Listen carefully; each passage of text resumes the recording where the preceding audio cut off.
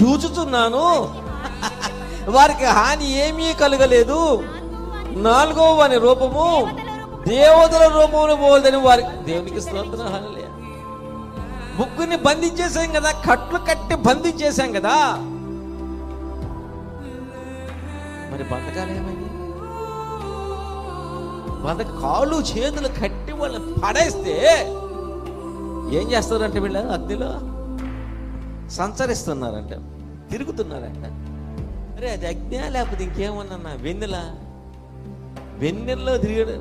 ఏమైనా ఆ బంధకాలు, ఏమైనా ఆ బంధకాలు. నాలుగో వాడు వస్తాడు రా నాయన, నాలుగో వాడు. ఆ నాలుగో వాడే, ఆ నాలుగో సింహమే ఈ యేసు ప్రభు, యోధా గోత్ర సింహం. హల్లెలూయా. చప్పట్లు కొట్టి భయపడతాం. కనబడే సింహంలో మూడే అయినా కనబడని ఆ నాలుగో సింహమే